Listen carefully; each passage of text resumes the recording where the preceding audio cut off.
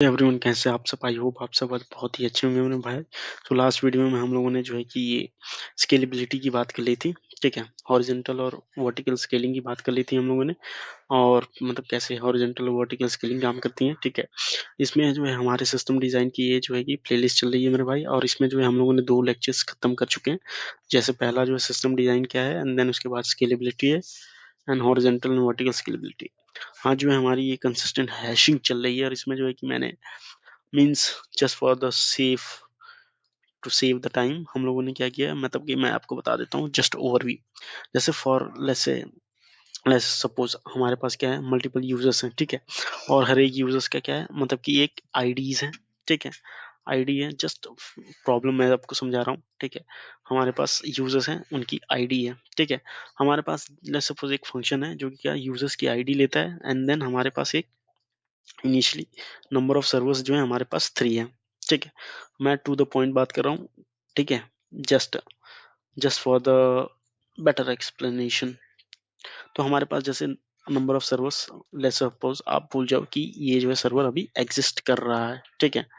ये सर्वर, इसको हटा देते हैं हम लोग। ये क्यों नहीं आया, इसको हटा देते हैं। यस, तो ये जो है मान लो अभी नहीं है, ठीक है। तो हमारे पास ये है ऐसे, तो ये है, ठीक है। देखो मेरे भाई, हैश फंक्शन ये है, मीन्स हमारे पास ये सर्वर्स हैं। मान लीजिए आपके पास बहुत बड़ी एप्लीकेशंस हैं और आपके पास मिलियंस ऑफ यूजर्स हैं, उन सब का डेटा जो है आपको स्टोर करना है। तो मैंने जो है मोंगो डीबी का ये जो है मतलब मोंगो डीबी डेटाबेस ले लिए, और यहाँ पे इन सब के इंडेक्सेस को 0 1 2 ऐसे करके मार्क कर दिया है, ठीक है। और हमारे पास यूजर्स हैं, हर एक यूजर की क्या होगी, एक यूजर आईडी होगी मेरे भाई। तो हमने ये जो यूजर्स की यूजर आईडी को जो है यहाँ पे लिख रखी है, ठीक है। यूजर्स हैं, उनके यूजर आईडी भी जो है हम लोगों ने मार्क कर रखी है, मैंने दे रखा है। तो लेट्स सपोज जैसे कि मैंने क्या, अगर आपको जैसे कि ये 3 डेटाबेसेस हैं, तीनों इन तीनों डेटाबेसेस में आपको जो है अपने यूजर्स के डेटा को रखना है, ठीक है। तो आप कैसे इनके डेटा को रख सकते हो, ठीक है। कैसे इनके डेटा को आप डिस्ट्रीब्यूट करोगे यूनिफॉर्मली। मान लो, ठीक है, 33% डेटा, 33% यूजर्स का डेटा यहाँ, फिर इसके बाद इसे यहाँ, यहाँ इसके बाद, और हर एक सर्वर की हम लोगों ने क्या कर दी, इंडेक्सिंग, मतलब इंडेक्स दे दिया है, ठीक है। ऐसे है। अब देखो, जैसे कि फॉर एग्जांपल अगर आप जैसे रैंडमली, अगर आप जो है कि अगर रैंडमली डिस्ट्रीब्यूट करते हैं आप डेटा को इन सर्वर्स में, ठीक है, मतलब कि इन यूजर्स के डेटा को इन सर्वर्स में, तो कैसे कर दोगे आप। या तो एक फंक्शन ये है, ठीक है, कि आप जो है जैसे कि यहाँ पे मैथ डॉट रैंडम, सॉरी, यहाँ पे, हम्म, ठीक है, यहाँ पे जो है कि मैथ डॉट रैंडम करके आप जो है कि कोई रैंडम वैल्यू जनरेट करते, आईडी दे करके, ठीक है। जैसे क्या, बट ये जो है कि कोई रैंडम नंबर देता है, ये फिक्स मतलब आउटपुट नहीं देता कि 0 1 2 इन सारे सर्वर्स का, तो हम लोग इसका यूज कर नहीं सकते हैं मेरे भाई, ठीक है। तो हमने क्या किया, हमने एक फंक्शन बनाया है, ठीक है, जो कि क्या यूजर्स की आईडी लेता है और रिटर्न करता है आईडी मॉडुलस 3। 3 जो है क्या, ये हमारे नंबर ऑफ सर्वर्स हैं, आपके कितने नोड हैं या सर्वर्स हैं, ठीक है, कितने नोड हैं और सर्वर्स हैं, ठीक है। तो पहले ये समझते हैं, ठीक है, हमारे पास नोड और सर्वर्स हैं। तो जैसे कि हम लोगों ने ये समझ लिया, ठीक है, नोड और सर्वर्स हमारे पास ये है, हमने फंक्शन बना दिया। अब देखो, जैसे कि आईडी आईडी मॉडुलस, अगर हमारे पास यूजर 1 2 3 4 4 यूजर हैं, ठीक है, जैसे कि जैसे 1 2 3 4 4 यूजर्स हैं, 1 मॉडुलस 3 करें तो ये क्या, मतलब इंडेक्स देगा सर्वर, किस सर्वर में हमारा इस फर्स्ट यूजर का डेटा है, ये फर्स्ट देगा, ठीक है। ऑब्वियस सी बात है, 2 मॉडुलस 3 2 ही देगा, 3 मॉडुलस 3 0 देगा, 4 मॉडुलस 3 1 देगा, ठीक है, 4 मॉडुलस 3 1 देगा, ठीक है। तो अब देखो हमारे पास जो जीरो, तो मतलब कि यूजर 1 है, जिसकी आईडी 1 है, वो किस सर्वर पे होगा, 1 पे, देखो यहाँ पे 1 है, ठीक है, इस 1 सर्वर पे है, ठीक है। जिसकी आईडी 2 है, वो कितने 2 सर्वर पे होगा, आईडी 2 सर्वर 2 पे होगा, ठीक है। आईडी 3 3 वाला सर्वर 0 पे होगा, ठीक है। 4 वाला सर्वर 1 पे होगा। ये जैसे कि 4 है, इसकी इसकी आईडी 4 है, तो ये सर्वर 1 पे होगा, तो यहाँ पे हो गया, ठीक है। तो 2 यूजर सर्वर 1 पे है, एक यूजर हमारा सर्वर 0 पे है, एक यूजर हमारा सर्वर 2 पे है, ठीक है। तो ये हो गया मेरे भाई। अब देखो, जैसे आपके पास मान लो इनके साथ साथ और भी बहुत सारे यूजर्स आ गए हैं, ठीक है। तो आपको एक और डेटाबेस की जरूरत होगी, तो आपने एक और डेटाबेस स्केल कर लिया, ठीक है, डेटाबेस स्केल कर लिया, एंड देन यहाँ पे जो है इसकी आईडी आपने 3 कर दी, ठीक है। सर्वर इंडेक्स क्या कर दिया आपने, 3 कर दिया। अब आपके पास नंबर ऑफ सर्वर्स कितने हो गए, 4 हो गए। तो आपके पास यहाँ पे हैश फंक्शन क्या होगा, चेंज होकर के 4 हो जाएगा मेरे भाई, ठीक है। अब देखो जब जैसे ही 4 होगा, ठीक है, तो जैसे ही 4 होगा तो आपके पास ये क्या होगा, 4 होगा। तो आपके पास ये क्या है, ये जो है चेंजेस हो जाएंगे, ठीक है। ये बदल जाएगा अपना, मीन्स ये क्या हो जाएगा, ये आपके पास मतलब कि अब जो है कि आप डिवाइड करोगे तो 4 से करोगे, ठीक है। 1 मॉडुलस 4, 2 मॉडुलस 4, 3 मॉडुलस 4। तो मैंने जस्ट इसके ही कॉपी की है, ठीक है। तो अब देखो अब कैसे डेटा, अब मान लो यूजर 1 आया अपना डेटा चाह, तो आप कितने, आप क्या देंगे, क्या क्या सेमी डेटा आएगा, ठीक है, सेमी सर्वर इंडेक्स आएगा। तो 1 के केस में तो आया, ठीक है, 1। आइजर यूजर 2 के केस में भी सर्वर 2 आया, चलो ठीक है।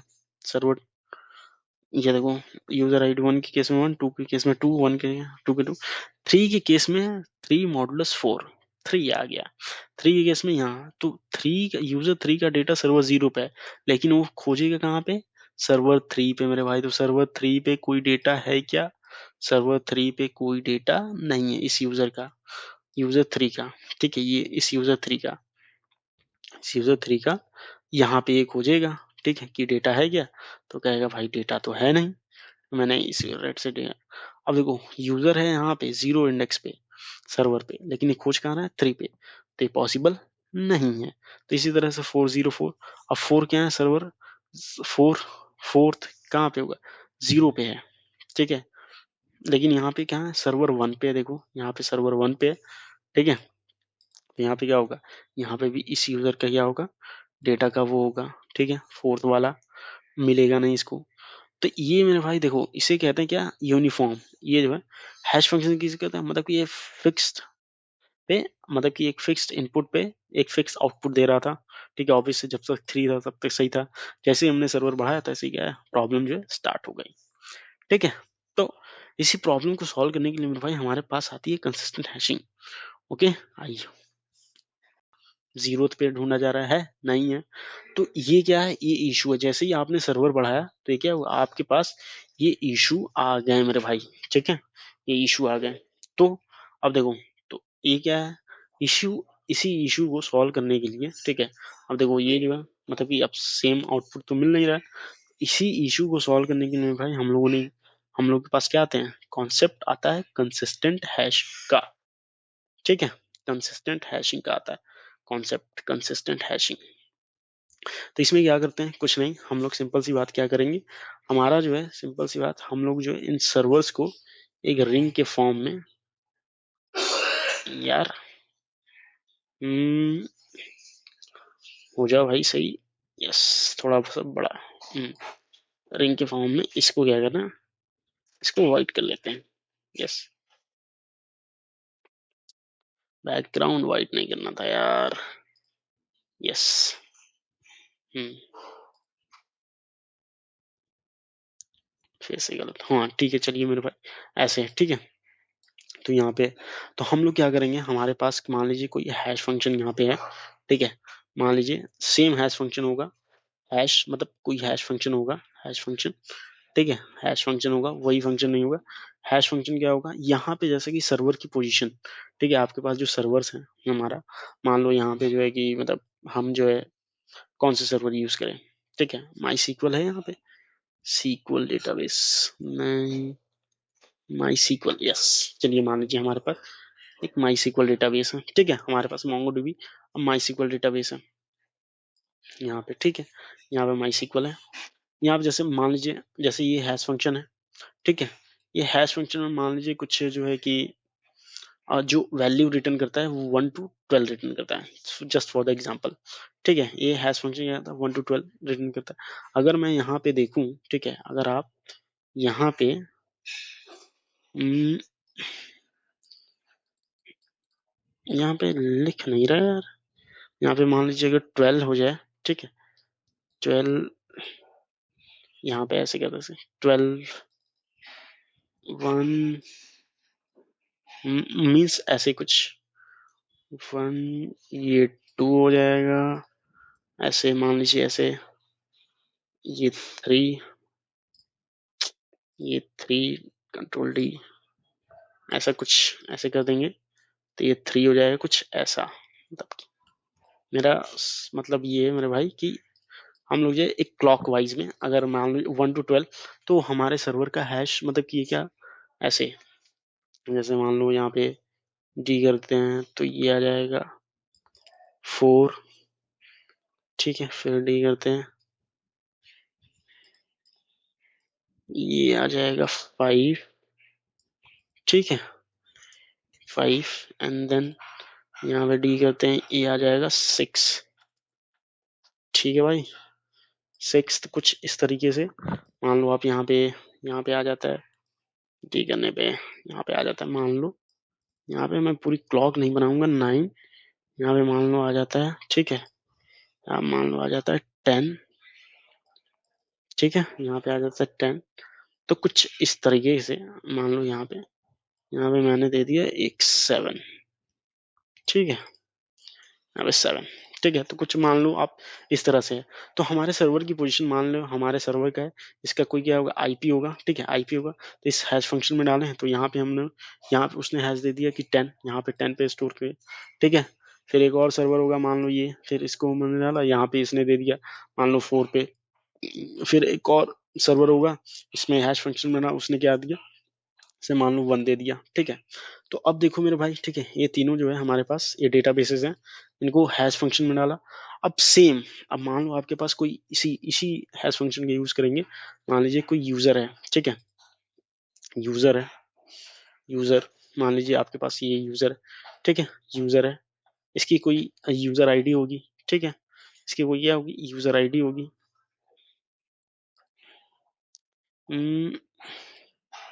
यस ये यूजर है, इसकी कोई क्या होगी यूजर आईडी होगी, ठीक है।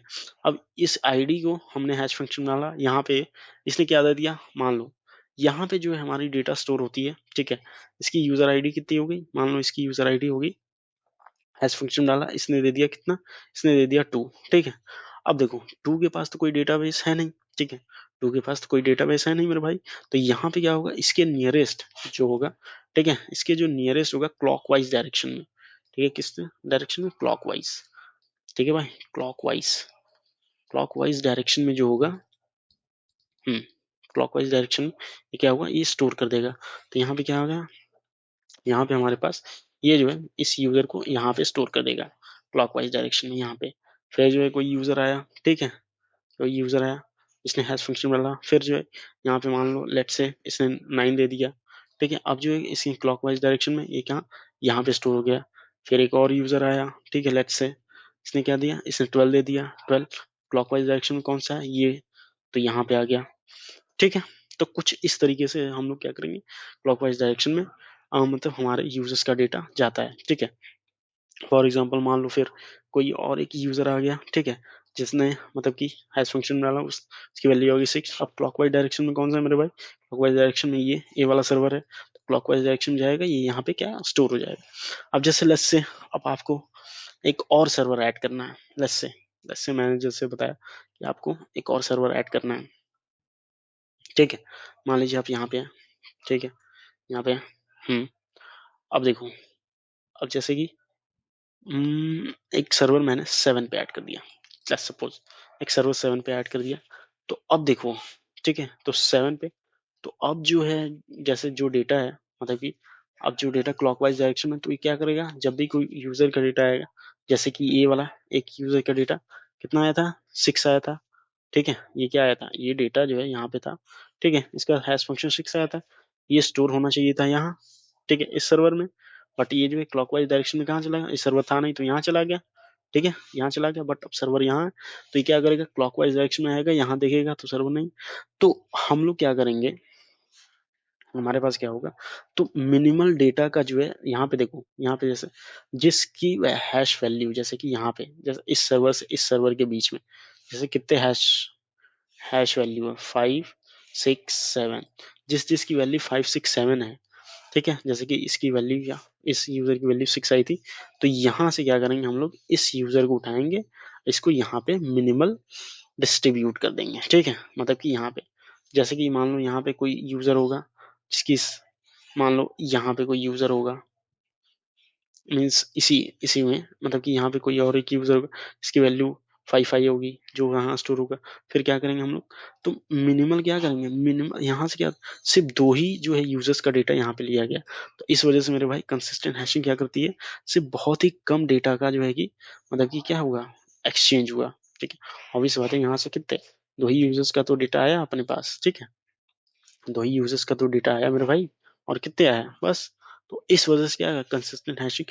अब यहाँ से मान लो आपको रिमूव भी करना है, तो क्या होगा, रिमूव मान लीजिए, लेट्स सपोज हमने जो है कि मान लो लेट्स सपोज जो इस वाले को रिमूव कर दिया। ठीक है, इस वाले को डिलीट कर दिया, तो इसके पास जितने होगा अभी क्लॉकवाइज डायरेक्शन में ये क्या होगा, इस सारे के सारे जो है कि यहाँ पे मूव कर जाएंगे। ठीक है, इस सर्वर के पास चले जाएंगे। तो ये है कंसिस्टेंट हैशिंग में, लोड जो है सारे सर्वर पे इक्वली रहता है, डिस्ट्रीब्यूटेड रहता है।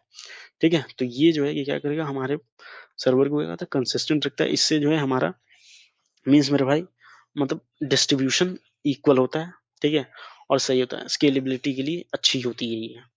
ठीक है, क्लॉकवाइज डायरेक्शन में हम लोग करते हैं। तो अब देखो, जैसे कि इसका जो है कि अगर मैं एक बेस्ट एग्जांपल मीन्स अगर आपको थोड़ा सा और अच्छा ओवरव्यू दूं, तो आप जो है यहाँ पे जा बाइट गो के पास। ठीक है, बाइट गो, यहाँ पे इसने इन्होंने सेम प्रॉब्लम को मतलब कि सेम वही डिस्कस किया है जो कि मैंने बताया।